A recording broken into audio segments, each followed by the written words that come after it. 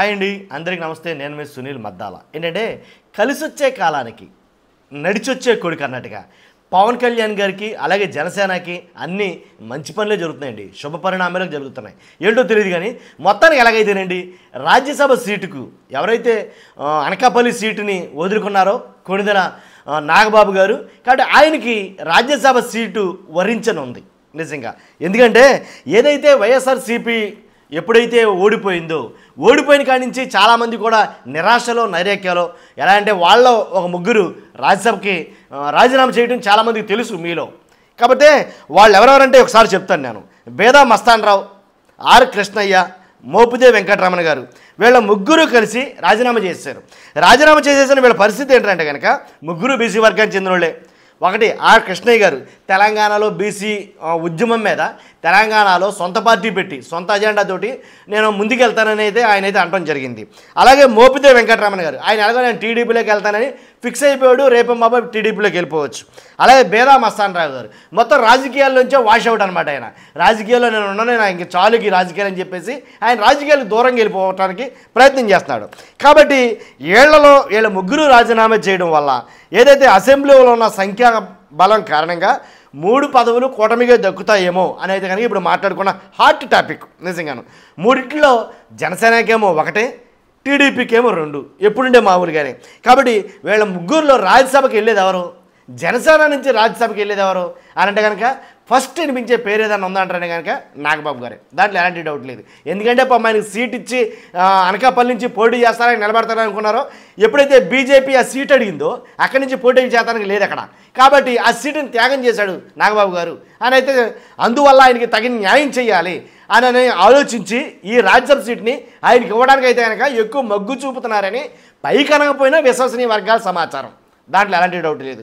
కాబట్టి ఈ రాజ్యసభ సీటుకి నిజంగా నాగబాబు గారికి ఇస్తే కనుక ఇస్తారు అనుకున్నారు. కొంతమంది ఏం మాట్లాడారంటే వాళ్ళ పార్టీలోనే జనసేనలోనే చాలామందికి ఇష్టం లేదు రాజ్యసభ సీటు నాగబాబు గారికి ఇస్తే కనుక. ఎందుకంటే ఆయన నోటి దుందుడుకు చర్యలు మీకు తెలుసు ఆల్రెడీ, ఆయన నోటి నుంచి ఒక్కొక్కసారి ఏమొస్తుందో ఆయనకే తెలియదు. కాబట్టి ఇలాంటి వ్యక్తి రాజ్యసభకి నామినేట్ చేయడం ద్వారా లేనిపోయి అనర్థాలు ఎదుర్కోవాల్సి వస్తుందేమో జనసేన పార్టీ అని ఒక పక్కన ఒక వాదన అయితే ఉంది, అది మాత్రం వాస్తవమే. కాకపోతే ఏదేమైనప్పటికీ రాజ్యసభ సీటుకి జనసేన నుంచి ప్రాతినిధ్యం వహించడానికి నాగబాబు తప్పితే ఇంకెవరూ లేరనేది ఒక వాచ. కాబట్టి 100% టీడీపీ 2 సీట్లు ఎవరికంటే గుంటూరు మాజీ ఎంపీ గల్లా జయదేవ్ గారికి ఇవ్వాలి అని కొంతమంది అయితే అడుగుతున్నారంట. ఆయన వద్దనుకుని బయటికి వెళ్ళిపోయారు ఆయన గల్లా జయదేవ్ గారు. కాబట్టి నాకు వ్యాపారం ముఖ్యం, అనవసరంగా నేను వ్యాపారంలో లేక రాజకీయాలు ఉంటే వ్యాపారం పాడైపోయిందని చెప్పేసి కొన్ని కోట్ల రూపాయల బిజినెస్ చేస్తూ ఉంటారు కాబట్టి ఆయన.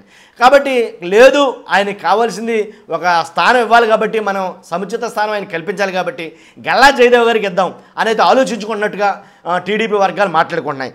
అయితే గల్లా జయదేవ్ గారు కాకపోతే ఒకవేళ ఇంకో సీట్ ఉంది కదా, మొత్తం మీద మరి ఈ 2 సీట్లకి ఒకవేళ గల్లా జయదేవ్ గారు కాకపోతే ఇంకెవరు ఉంటారు అని ఆలోచించాల్సి వస్తే కనుక ఏదైతే ఖమ్మంపాటి రామ్మోహన్ రావు గారు ఉన్నారో లేదా కనకమేడల రవీంద్ర గారు కానీ వీళ్ళిద్దరిలోంచి ఎవరో కూడా అయితే కనుక ప్రాతినిధ్యం వహిస్తారు అని అయితే మాట్లాడుకున్నారు. మొత్తం మటుకి వీళ్ళు కూడా కమ్మ సామాజిక వర్గానికి చెందిన వాళ్ళే కాబట్టి వీళ్ళ పేర్లు ఫస్ట్ ప్రయారిటీగా చూస్తుంది టీడీపీ అనేది మాత్రం వాస్తవం. కాబట్టి అంతేకాదు వీళ్ళతో పాటు రెండిట్లో ఒకదానికి వీళ్ళ ముగ్గురు ఉంటే కనుక ఇంకొక దానికి అశోక్ గజపతిరాజు గారు. ఎందుకంటే క్షత్రియుల నుంచి మనం సరిగా మన పార్టీ నుంచి సరైన న్యాయం చేయలేపాం, క్షత్రియ సామాజిక వర్గానికి టీడీపీ తరపు నుంచి కూటమి తరపు నుంచి సరైన న్యాయం చేయలేకపోయాం. మనం సామాజిక వర్గంగా మనం సామాజిక న్యాయం అనేది చేయలేకపోయాం.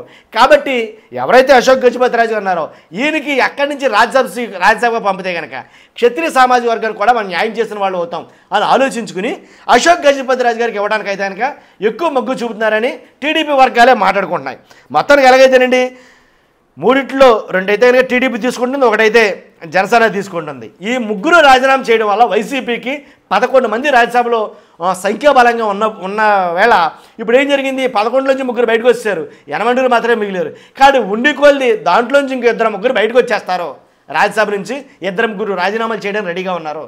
అంటే రాజ్యసభలో ఉండే తమ బలాన్ని పెంచుకోవడానికి కూటమి వాళ్ళని ఆకర్షిస్తుంది. అలాగే శాసనమండలిలో కూడా తమ బలాన్ని పెంచుకోవడానికి, ఎందుకంటే ఏ బిల్లులు పాస్ అవ్వాలన్నా ఏం చేయాలన్నా రాజ్యసభలో అలాగే శాసనమండలిలో ఖచ్చితంగా తమ వాళ్ళంటూ ఉండాలి, ఇది వాస్తవం. కానీ టీడీపీకి రాజ్యసభలో అసలు సంఖ్యాబలమే లేదు. కాబట్టి అలాంటప్పుడు రాజ్యసభలో ఖచ్చితంగా మన సంఖ్యాబలం పెంచుకోవాలంటే కనుక వైసీపీ వాళ్ళని ఆకర్షించి వాళ్ళ చేత రాజీనామాలు చేయించి మనం అక్కడ పాగా వేయాలి అనేది టీడీపీ చేస్తున్నటువంటి ప్లాన్. కాబట్టి ఈ ప్లాన్లో భాగంగానే వీళ్ళ ముగ్గురు బయటకు వచ్చేయడం జరిగింది. వీళ్ళ తరపు నుంచి ముగ్గురు లోపలికి వెళ్ళడానికి అవకాశం కలిగింది. ఇదండి ఆంధ్రప్రదేశ్లో జరుగుతున్న రాజకీయం. మొత్తానికి ఎలాగైతేనండి నాగబాబు గారు బంపర్ ఆఫర్ కొట్టినట్టే. కాబట్టి పవన్ కళ్యాణ్ గారు ఏం మాట్లాడతారు, ఎలా ఇస్తారు ఎవరు అసలు రాజ్యసభ సీటుకి అనేది కొంచెం ఉత్కంఠగా ఉన్నప్పటికీ ఏదేమైనా కాదనుకోలేరు కదండి. కాబట్టి 100% జనసేన సైడ్ నుంచే వెళ్తారు కాబట్టి ఇచ్చిన ఆశ్చర్యపోవడం అవసరం. నాకు తెలిసి రాజ్యసభ సీటు పవన్ కళ్యాణ్ గారు నాగబాబు గారికి ఇవ్వడానికి ఆసక్తి చూపుతారు అని నేను అనుకున్నాను. ఎందుకంటే వేరే పర్సన్ కూడా సరైన పర్సన్ అయితే లేరు. అదే నేను అనేది చూస్తున్నాను. మీరు అందరూ కూడా మీ అభిప్రాయం అంటే కామెంట్ రూపంలో తెలియజేయండి. ఫస్ట్ అయితే ఒక లైక్ చేయండి అబ్బా. అంతేకాదు కొత్త వాళ్ళైతే పక్కాగా మన ఛానల్ సబ్స్క్రైబ్ చేసుకోండి. Thank you very much.